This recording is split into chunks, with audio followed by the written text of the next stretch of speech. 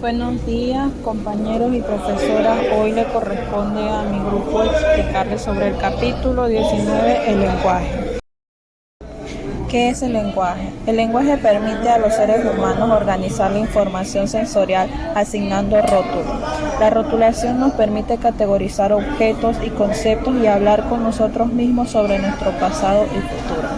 El lenguaje también incluye la producción de sílabas y la capacidad de imponer reglas gramaticales, lo cual aumenta enormemente la capacidad funcional del lenguaje. Estructura del lenguaje. El lenguaje se compone de diferentes elementos, fonemas, unidades básicas del sonido que se combinan para formar morfemas. Morfemas, las unidades más pequeñas del significado en la palabra. Léxico, el conjunto de todas las palabras en un idioma y su información asociada. Sintaxis, la regla gramatical que rige la combinación de palabras en frases y oraciones. Semántica, los significados asociados a la palabra y oraciones. Prosodia, la entonación y ritmo del habla que modifica el significado literal. Discurso, la conexión de oración para formar una narrativa. Habilidades del lenguaje: categorización, agrupar objetos y conceptos en categorías. Rotulación de categorías, asignar palabras a las categorías. Secuenciación de conducta, ordenar movimientos vocales y gestuales. Imitación, reproducir sonidos y acciones de otros. Producción del sonido. La producción del habla involucra dos conjuntos de estructuras. 1. La fuente del sonido, las cuerdas vocales en la laringe. 2. Los filtros, el tacto vocal, cavidad oral, nasal y faringea que modula el sonido. La posición descendida de la laringe en los humanos permite una mayor variedad de sonidos. Teoría sobre el origen del lenguaje. Teoría de discontinuidad. Propone que el lenguaje evolucionó rápidamente en los humanos modernos. Teoría de continuidad. Sugiere que el lenguaje evolucionó gradualmente a partir de capacidades presentes en especies ancestrales. Evidencia de capacidad lingüística en otros primates apoya la teoría de continuidad. Investigaciones experimentales. Estudios con loros y chimpancés muestran habilidades como categorización, secuenciación e imitación de elementos del lenguaje. Esto sugiere que las bases neurológicas del lenguaje no son exclusivas de los humanos, sino que pueden estar presentes en diferentes grados en otras especies. En resumen, el lenguaje humano es una capacidad compleja con múltiples componentes cuyo origen sigue siendo objeto de debate entre las teorías de discontinuidad y continuidad evolutiva. Las investigaciones en animales no humanos aportan evidencia relevante para comprender los precursores del lenguaje. Hoy yo les estaré hablando del punto 19.3, que es la localización del lenguaje. Las ideas actuales sobre en qué parte del cerebro se localizan los procesos del lenguaje provienen de varias líneas básicas de investigación, como lo son el estudio de anatómicos, el estudio de lesiones cerebrales, la estimulación cerebral en pacientes despiertos y el estudio de neuroimágenes.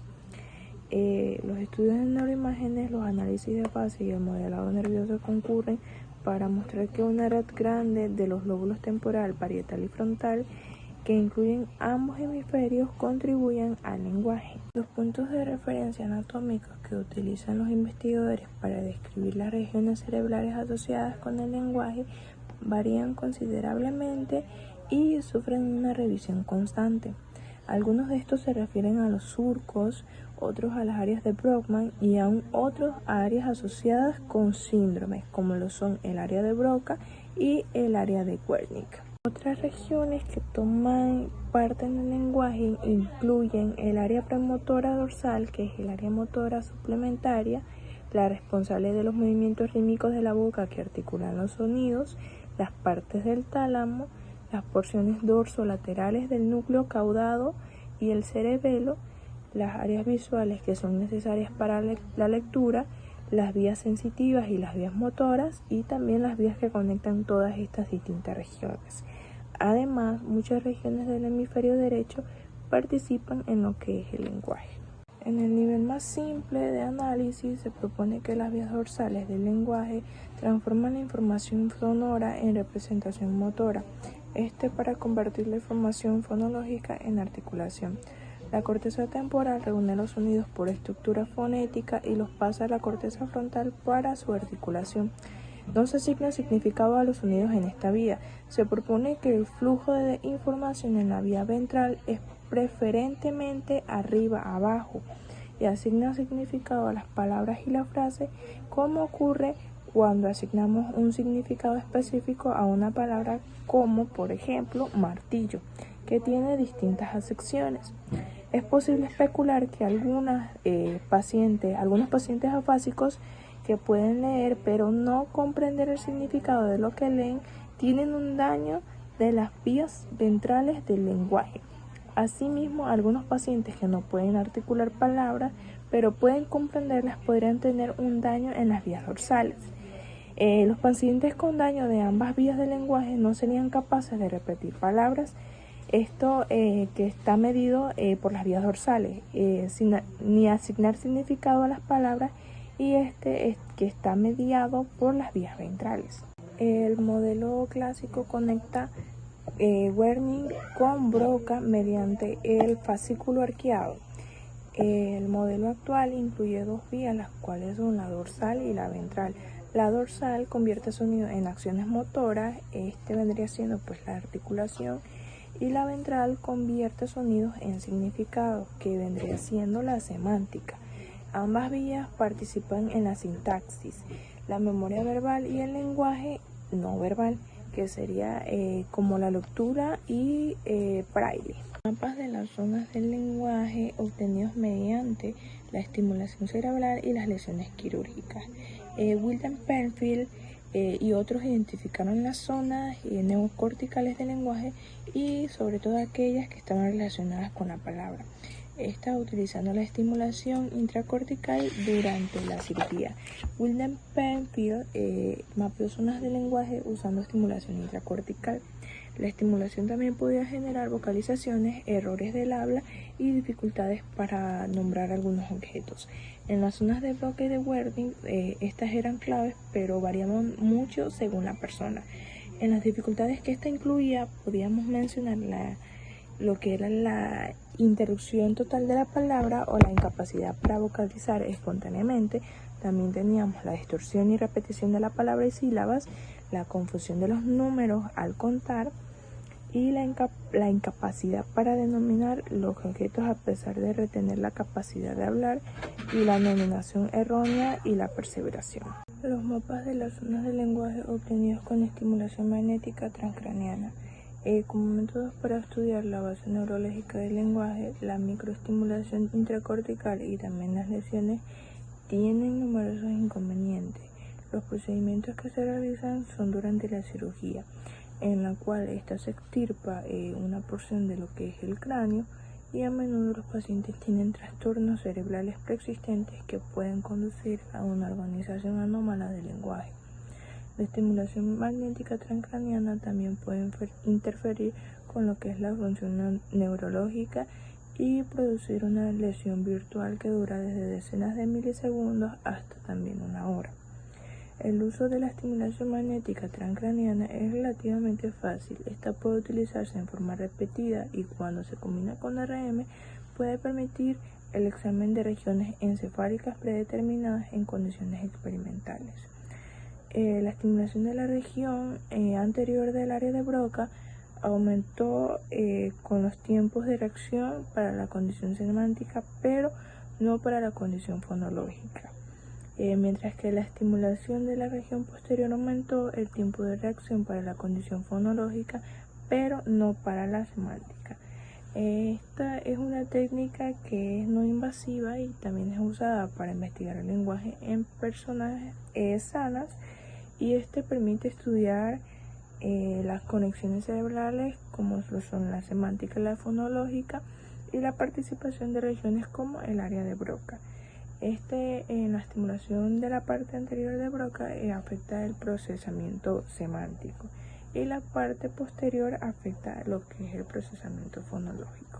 Mapas de las zonas del lenguaje obtenidos con técnicas de neuroimágenes.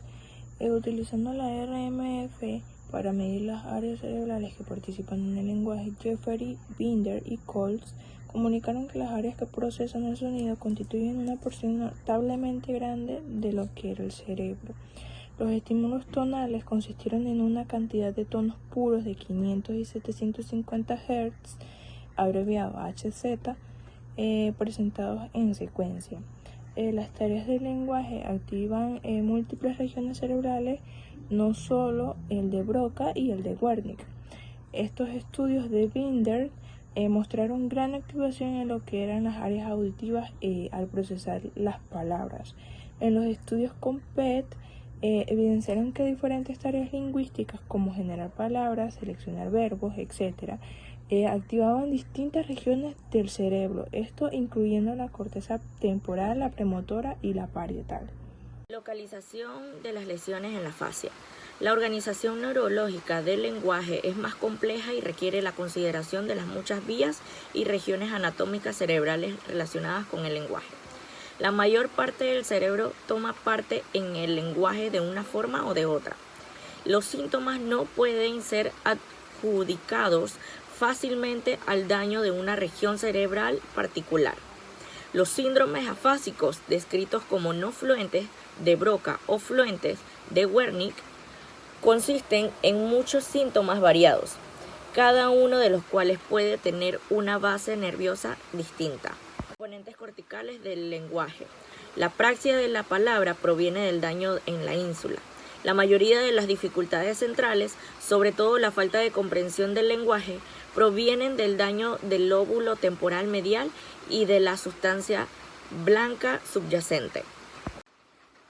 Contribuciones del hemisferio derecho al lenguaje. El hemisferio derecho tiene una considerable comprensión del lenguaje, mientras que la principal contribución del hemisferio izquierdo al lenguaje es la sintaxis.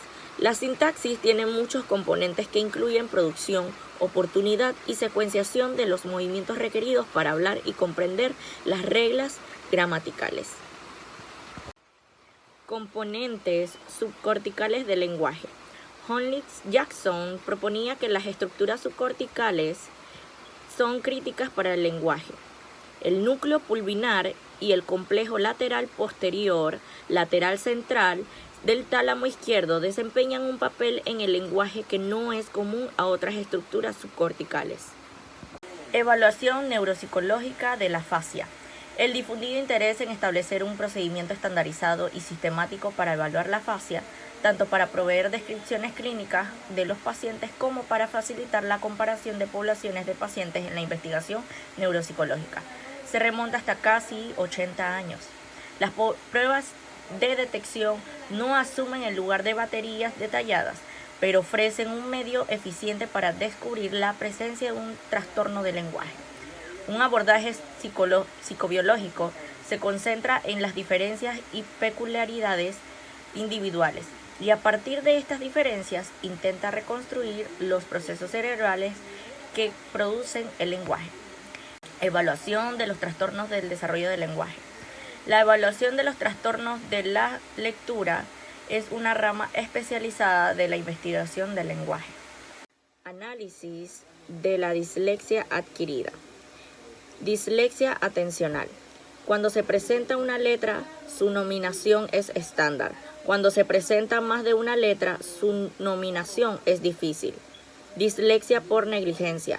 Las personas que presentan este deterioro pueden leer mal la primera mitad de una palabra o la última parte. Lectura letra por letra. Las personas afectadas pueden leer palabras solo deletreándolas para sí mismos. Dislexia profunda.